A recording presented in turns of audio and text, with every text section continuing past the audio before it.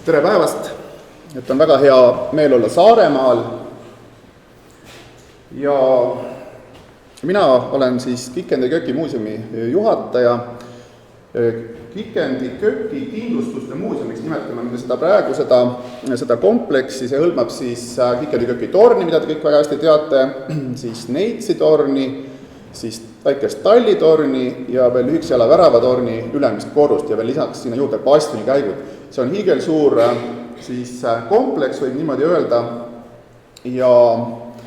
see on meie igapäevane töö, et me seda siis arendame ja seda kindlustuste ajalugu ka oma linnakülalistele ja linlastele siis kogu aeg püüame tutvustada. Aga mis neid seob nüüd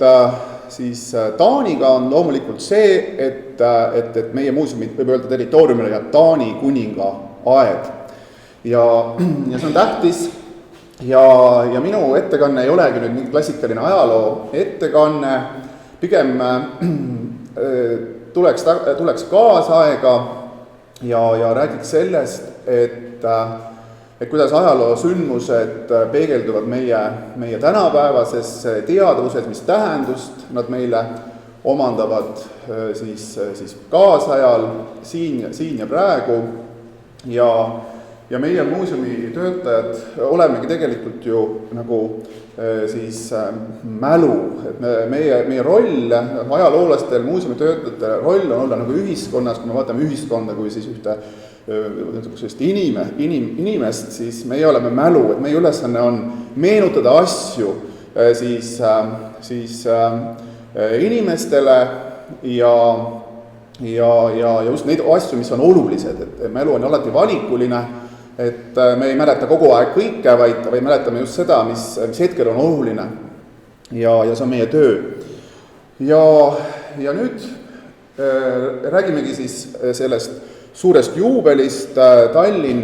800. Ma mäletan, kui siis olin Riias aastal 2001 ja see oli hästi pidulik, kuidas Riia tähistas oma 800. Siis juubelit, et seda valmistati kaua ette, seda oli kõikjal näha, see oli suurejooneline. Ja siis mõtlesin, et mida nüüd Tallinnal siis saabub selline ja kuidas see kõik toimub ja mida tehakse. Ja jäime nagu põnevusega ootama. Me ise teadsime, et meie kindlasti siis linnamuuseumis selle suure tähtpäevaga oleme seotud ja me kindlasti teeme näitusi ja üritusi, aga kuidas linn reageerib. Aga linna poolt ei olnud mitte mingisugust nagu märki või sellist, et see oli meid nagu üllatav. Ja et mitte midagi ei olnud kuulda. Ja kui me hakkasime küsima, siis selgus, et oli niisugused kahtlused siis nendel koosolekutel, kus siis arutati linna siis kultuuriplaane ja et kas seda tähistada, miks seda üldse tähistada, et tõepoolest, et kui me tähistame siis, ma ei tea,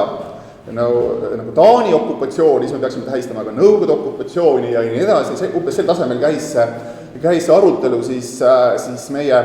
linna nagu tippudes. Aga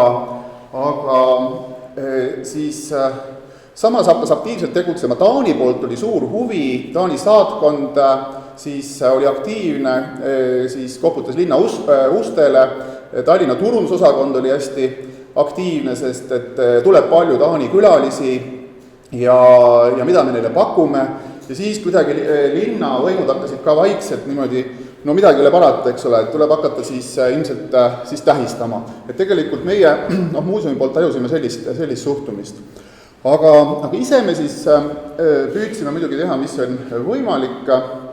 ja tegelikult Kikendi Köki naabruses on siis Taani saatkond ja me tunneme neid inimesi väga hästi ja me hakkasime aegsasti juba mõtlema, et mida teha. Ja mõte oli selles, et kui linnamuuseum peaks siis pakkuma ühe näituse ja konverentsid sel teemal, et Tallinna alguses, see Taani periood Tallinna ajaloos on see kujunemise periood ja me räägime kindlasti sellest ja teeme sellest ühe näituse ja ja sündiski näitus Linnusest linnaks, mis on siis praegu eksponeeritud siis meie peamajas, siis Tallinna Linnamuuseumi peamajas, siis mõtlesime ka nii, et Kikendi kökis või selles Taani kuninga aia lähinaabruses siis, et seal siis et pakume taanlastele võimalust, et taanlased siis teevad meile näituse, toovad meile näituse ja räägivad sellest, mis on nendele jaoks oluline seoses siis selle suure juubeliga ja kirjutasime siis Taani Kultuuriinstituuti ja sealt siis ka see vastukaja leidis. Ja meil tekkisid väga head suhted siis Frederiksborgi Taani rahvusliku ajaloo muuseumiga, mis on tegelikult siis eramuuseum, et see on siis Carlsbergi fondi muuseum, see asub siis Frederiksborgi lossis, mis on siis üks renessanssloss, mille hiilgeajad olid siis 17. sajandil ja see loss oli siis residentsina kasutusel põhiliselt siis 17. sajand ja 19. sajandi keskel ta siis põles ja taastamisel juba siis pani õla alla nagu Carlsbergi siis firma ja sellest kujuneski muuseum, nii et praegu see on siis Carlsbergi eramuuseum, mis siis tutvustab siis Taani siis ajalugu, seal on väga rikkalik portreede kogu, ajaloolise maali kogu, siis ja see on selline omaette tore siis nähtus üks eramuuseumina, et see Carlsberg, mida me teame nagu õlletootjana, on tegelikult väga võimsalt toetamas siis kultuuri Taanis, et seda on hästi suur rõõm nagu näha ja sealt on palju õppida meil. Ja nii on, nii et tõepoolest siis üks näitus siis meil seal Killustuste muuseumis ja teine siis Peamajas ja veel ma tahan sellest Taani kuninga aiast rääkida seda, et tõepoolest me tajume seda, et taanlastel on ja meil kõigil on vaja niisugust nagu omamoodi püha paika, et nad tulevad meile muuseumisse, küsivad, kus on see koht ja siis me juhatame nagu sinna Taani kuninga aeda. Loomulikult see kõik on ju niisugune kokkulepe, see on tegelikult suht hiline, kui üldse hakatakse seda aeda kutsuma siis Taani kuninga aiaks, ütleme nii vana sõjaväelises Eestis kutsuti seda pigem siis kuninga aiaks ja Taani kuningaga seda väga ei seostatudki ja see seos siis nagu selle lipu langemise legendiga on üldse raske jälgida, et millal see siis nagu tekib, aga niimoodi on nüüd tõesti see Taani kuningaad on omandanud sellise pühapaiga tähenduse siis, kus tõesti meil juunis käis ikkagi tuhandeid taanlasi siis seal omamoodi palverännakul või niimoodi öelda perekondadega ja see oli neile tõesti tähtis. Sest seda Tannebroogi legendi ja lugu tõesti Taanis kõik loomulikult teavad, et kui te lähete näiteks Kristjansborgi lossi, mis on siis üks residentse, seal on troonisaal ja troonisaari laes on siis maal, mis kujutab seda sama Tannebroogi langemist ja Lindalise lahingut, nii et seal on oma eriline tähendus taanlaste jaoks, siis on ka väga tegelikult põnev küsimus, et kuidas just, et ta on selle Tallinna ja selle Lindalise lahinguga seotud, et mis põhjusel just nimelt ja selle on üle on huvitav mõtiskleda. Aga ma lähen oma piltide juurde, ma annan sellise väikese ülevaate lihtsalt siis sellest, et kuidas siis meie linnamuuseumis nüüd reageerisime sellele juubelile, see on ju tegelikult kokkuleppeline, et tõesti, mida me siis tähistame, taanlased tähistavad oma Tannebroogi lipu legendi, arusaadav, meie tähistame siis, me oleme arvanud, et me tähistame siis Tallinna esmamainimist kirjalikus allikas. Aga praegu me teame, et see 1206 on Taani allikates ju ka olemas juba, kus samamoodi Andreas Suunessen käib tegelikult Tallinnas, eks ole, et me saame seda võime nimetada esmamainimiseks, nii et see on vaieldav. Kindlasti me võime tähistada siis Taani linna algust, ehk siis nagu see omamoodi koloniaalperioodi algust siis nagu Tallinna ajaloos ja Tallinna linnas kujunemise algust, et see on küll see, mida me siis kindlasti tähistame. Ja kuidas me siis tõesti seda nüüd oleme näidanud, et siis väikene selline pildiprogramm ülevaade sellest. No siin on näide sellest, et tegelikult 700 aastat tagasi ei olnud ka kahtlusi, et tuleb tähistada seda 1219 Tallinna juubelipeona, nii et see oli muidugi vabadussõja aeg ja see vähe pöörati sellele tähelepanu, jõuti vähe tähelepanu pöörata, aga näiteks selline trükis ilmus, samuti siis 1922 kingiti Tallinna linnale siis Taani lipu seltsi poolt Dannebrog siis eksponeerimiseks siis mõnes Tallinna ajaloolises kirikus ja see lipp oli siis Pühavaimu kirikus kuni aastani 1994 ja nii edasi jõudis ta nüüd Tallinna Linnamuuseumi kogusse. Praegu on Pühavaimu kirikus siis koopia ja see originaal on meie näitusel siis. Just nüüd linnusest linnaks, et põgusalt, et seda näituste puhul on hästi tähtis alati see näitlikustamine, et need illustratsioonid hakkavad nagu elama oma elu ja on hästi olulised, hakkavad mõjutama inimeste teadvust, eks ole. Ajaloolased muidugi uurivad, nad tunnevad allikaid ja nad süvenevad ja nad skeptilised ja kahtlevad ja kriitilised alati, aga ütleme, inimene meie kõrvalt, meie kaaskondlane, ta võtab just selle pildi vastu ja mõtleb, et see nüüd ongi, eks ole, et kui see on niimoodi tehtud, et siis ta peab olema nagu täpne ja tõde, eks ole, ja hakkab sellest lähtuma, nii et need pildid, see vastutus on väga suur alati nende piltide tegemisel. See on nüüd tõesti siis see Valdemari eelne Tallinn, nagu seda on siis kujutanud Jaana Ratas, üks väga tore kunstnik, kes siis on, kellel on seda julgust ja hakkamist ja hea käsi ka, et tõesti neid meie unistusi ellu viia, see meie unistus on ju see, et me tahame nagu ette kujutada, kuidas siis tegelikult oli, eks see on hästi inimlik, et me püüame kujutada ette 8 aastat tagasi, kuidas siis see Tallinn või see koht, kus me siis, mida me mõtleme, kuidas see täpselt oli, et tema siis viib selle unistuse ellu. No me näeme seda kujutlust siis, et tõepoolest siis Toompea, kus on siis Elindal ise linnus, kuigi me täpselt ei tea, kus ta on ju olnud, siis me näeme, et tegelikult selle praeguse alllinna koha pealt, kus siis on otsitud ju Raekoja platsilt juba seda muinasaakset sellist turupaika ja nii edasi, et seal on tegelikult selline niiske ala, kus siis tegelikult asustust väga näha ei ole, on üksikud niisugused, no me teame, et see Tallinna laht on kogu aeg taandunud ja on jäänud siis sinna Vabaduse platsi idaossa ja sinna kuskile Sauna Müüriväe tänava kanti niisugused veekogud, niisugused pehme ja niiske ala, mis selle elamiseks eriti sobib, aga asustus on hoopis siis Tõnismäe jalamil, siis Tõnismäe nagu lõuna ja kaguküljel, mis on siis päiksepoolne ja kus on siis juba sellist ka mulda, mida harida ja seal on tegelikult ka siis karjaallikas, mis on sajandid olnud kuni 20. sajandi alguseni tegelikult üks Tallinna tähtsamaid puhta vee allikaid on seal samas kohe kõrval, kõik vajalik eluks nagu oli olemas, nii et pigem siis jah, seal Tõnismäe külje all siis see vana eestlaste asula, mida arheoloogilised leiud on siis ka toetanud seda mõtteviisi, see on selline nagu uus siis visioon sellest. Ja sealt edasi siis tähtis oli muidugi siis Härjapea, jõe suudmes olnud tõenäoliselt siis sadam, mida siis ka arheoloogilised leiud siis tõestavad, et siis läks selline sadama tee sellest asulast ja tee läks ka kindlasti siis üles Toompeale linnuse poole. No siin vahepeal on üks Erki Russovi poolt koostatud selline tore skeem, mis näitab, et Tallinna territooriumilt, et kus on leitud siis üldse muinasaega dateeritavaid leide,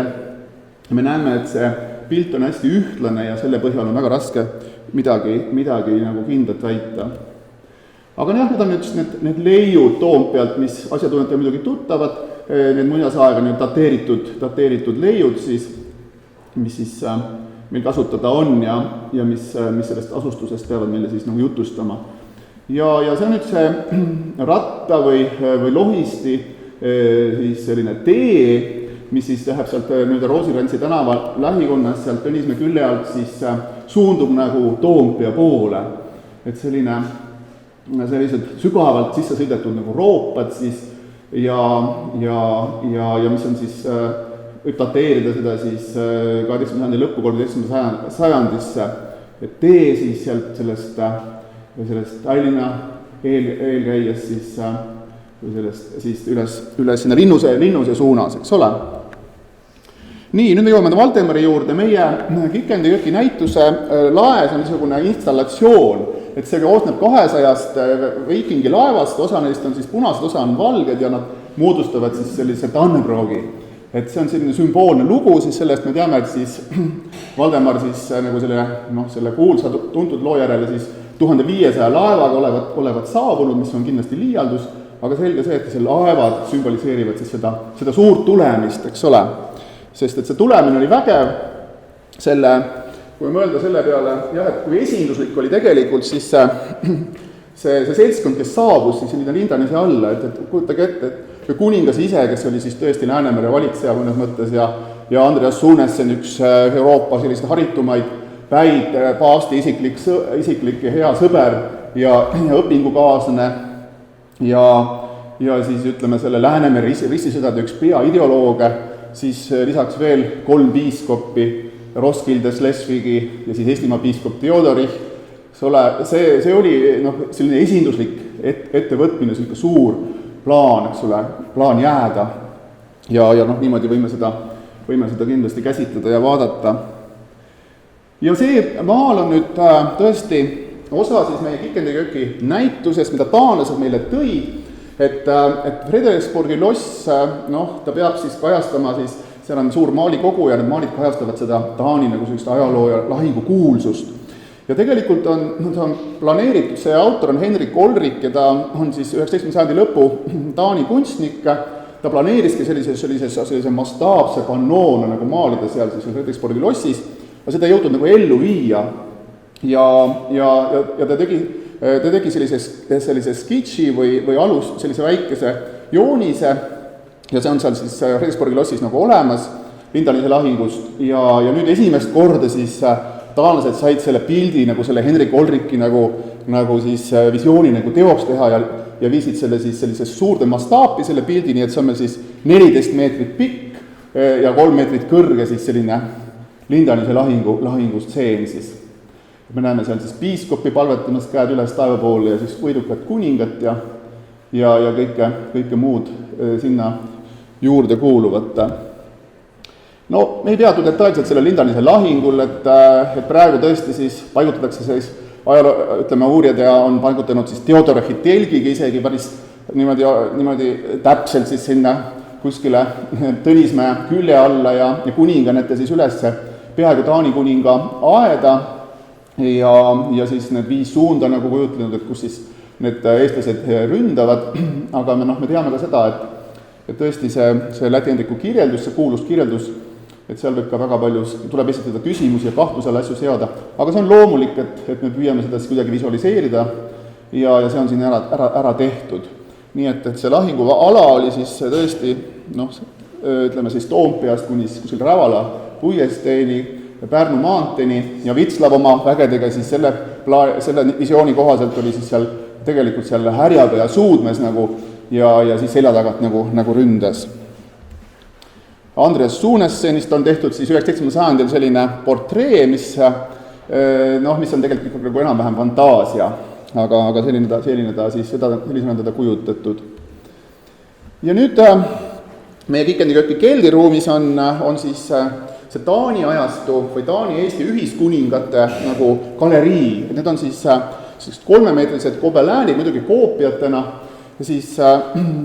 1580 aastatel siis tellitud niisugune Taani kuningate siis gobeläänid. Ja nendest siis 6 on meil seal Kikendi jõkis siis eksponeeritud. Ja siin me näeme siis Valdemar teist nagu selle peategelast. Ja siis see tekst sellel gobeläänil ütleb niimoodi,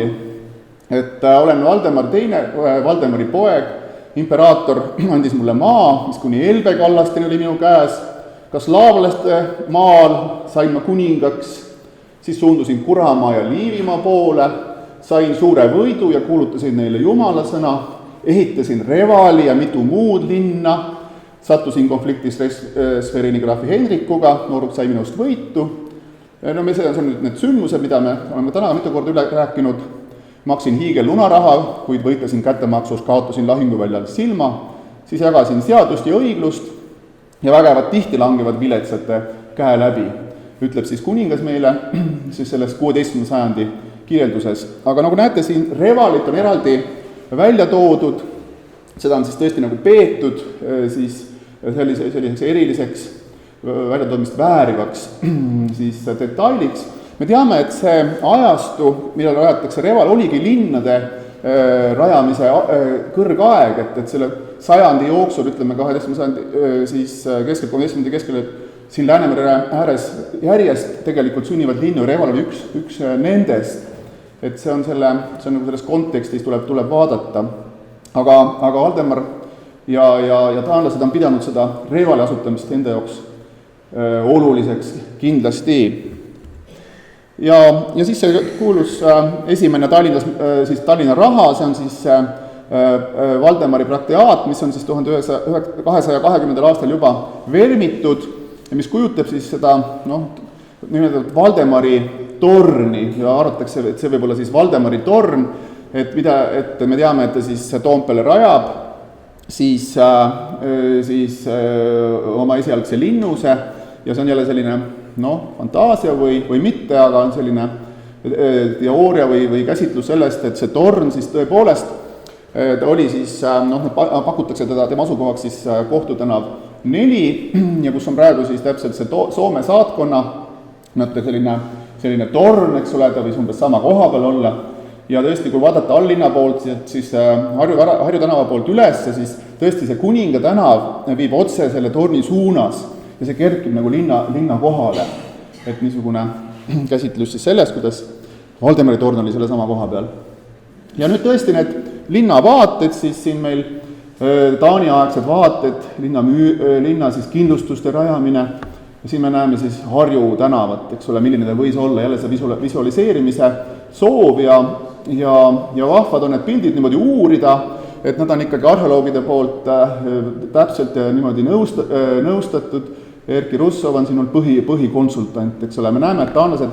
nagu oma, võib-olla siis ka arhitektuuri toovad, hakkavad Toompeale võib-olla ehitama selliseid vahverkelamuid, aga siis muidugi nad peavad kohalike klimaatiliste tingimustega igal juhul arvestama. Ja siin me näeme siis Niguliste kiriku ehitamist, siis Toompea ala, mille Niguliste kiriku tähtsusest võiks ju pikalt arutada ja rääkida, aga hetkel meil lihtsalt seda pole aega ja siin on siis nagu turg, eks ole, jah, et tõepoolest see taaniaegne turg, siis seal Raekoja platsi kuskil idaossa on siis enam-vähem nagu paigutatud. Ja siin siis juba nagu sellest arutlus, et see linna planeerimine oli ikkagi nagu ka teadlik, et ta ei ole nagu stihiliselt kujunenud, et kui siis tõesti sinna Toompea nagu idanõlva alla tekib siis esimene nagu selline ring asustust, siis seal tagapool juba, kus on Saunatänav, Müürivahe, seal oli siis kohalike eestlaste niisugune siis asum ja need Saunatänava hooned siis on tõesti siis hästi tüüpilised, ka muinasaale tüüpilised niisugused ristpalk, lihtsad elamud. Niimoodi. Ja siin siis tõesti need kasvuringid nii-öelda, et kuidas siis Tallinn on siis sellel Taani ajal kasvanud nagu üks ring teise järel, eks ole. Viimasena liidetakse siis Oleviste piirkond ja Erki Russov ongi nagu väitnud, et asustus tekibki nagu paralleelselt siis sinna Toompea nõlva alla, nagu selle Niguliste kiriku ümbrusesse ja siis Oleviste on nagu pigem nagu sadama lähikonnas siis selline kirik ja asundus, et hiljem on näiteks ju, tähendab seda funktsiooni siis Püha Gertrudi kabel, mis jääb nagu selliseks sadamakabeliks, et ta ütleb, et Oleviste oli algselt sellise funktsiooniga nagu väljaspool siis linnamüüri. Ja muidugi see on nüüd hästi tuntud siis maalina, mis siis ka oli meil eksponeeritud ju praegugi Tallinnas Kadrioru kunstimuuseumis esimest korda ajaloos, kui siis Lorentzeni maal tuuakse välja siis Taanist ja tal on oma tähendus ja kontekst oluline, see on maalitud 1809 see oli tegelikult väga keeruline aeg siis Taani ajaloos, kui oli siis Napoleoni sõjad, inglased olid tegelikult hävitanud taanlaste laevastikku, siis olid purustanud Kopenhaageni linna, taanlastel oli niisugune umbes sama meeleolu, mis siis, ma ei tea, Lindanise lahingus, et see maal tegelikult kujutabki, et see Lindanise lipu ime, et see on taanlastel olnud vajalik nagu uuesti meelde tuletada mitut puhku ajaloos, ja üks oli siis seesama Napoleoni sõdade aeg. Ja siin siis Lorentzen, see oli tegelikult teatrikunstnik, siis siin kujutab siis kuningat, kes on selline nagu skeptiline, kahtlev, teil on niisugune võidukas või võitlus valmis ja talle nagu püütakse nagu puust ette teha, et vaata, et usku peab olema, eks ole, et usku peab olema kuningal, usku peab olema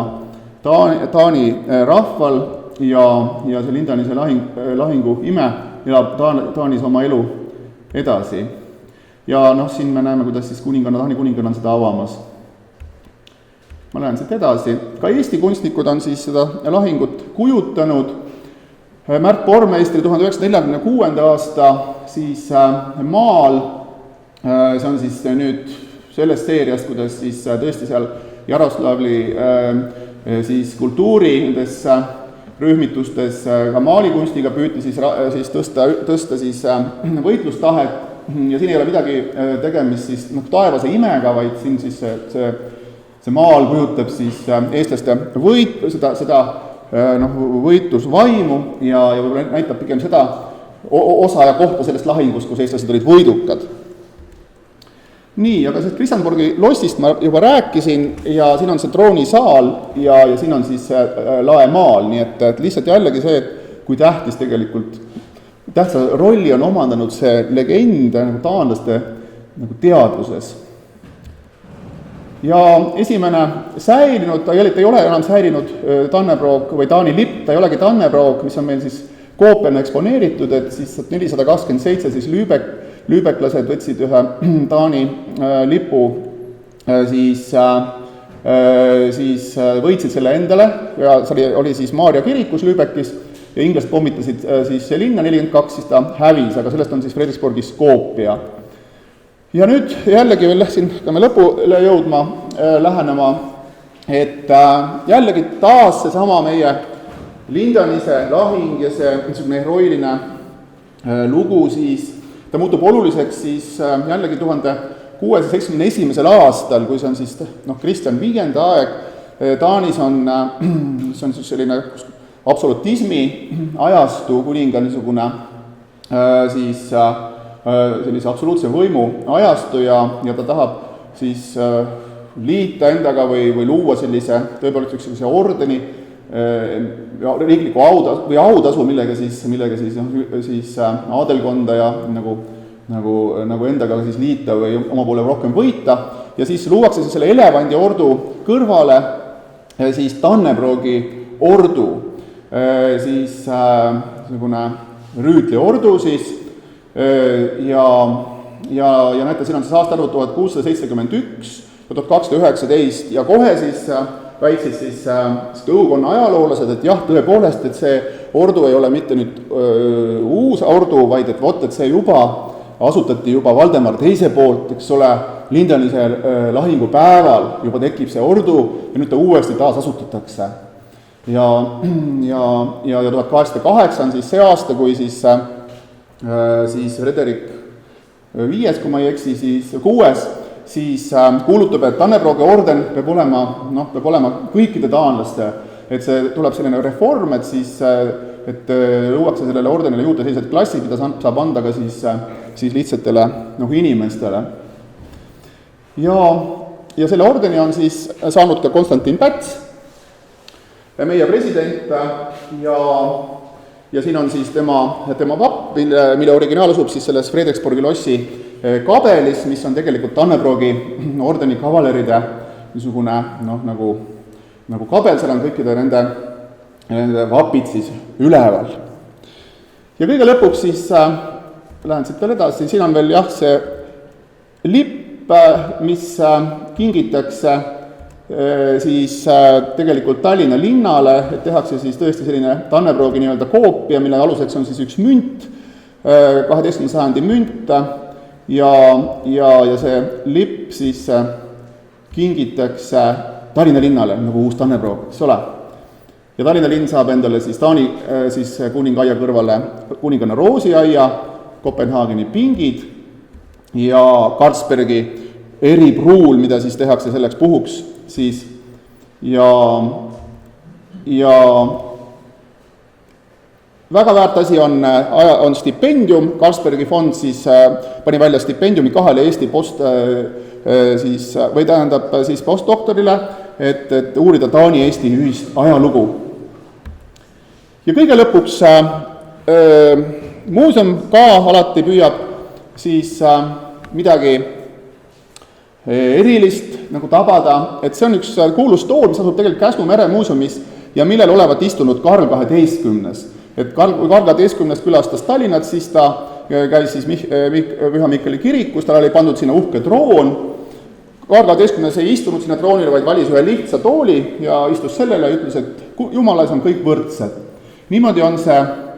tool nüüd nagu reliikviana säilinud tänapäevani. Ja meie kogusime ära siis selle kuninganna tooli, siis millal tema istus, teades, et kuningad ja kroonitud pead on nagu ajaloos olnud ka nagu teatud nagu pühakud, et nende puudutus on nagu ravinud ja on otsitud seda pühadust. Seda lugu ei ole sellel toolil veel praegu suurt juures peale selle, et kuninganna seal istus, aga see lugu võib-olla tekib sinna aja jooksul juurde. Aitäh!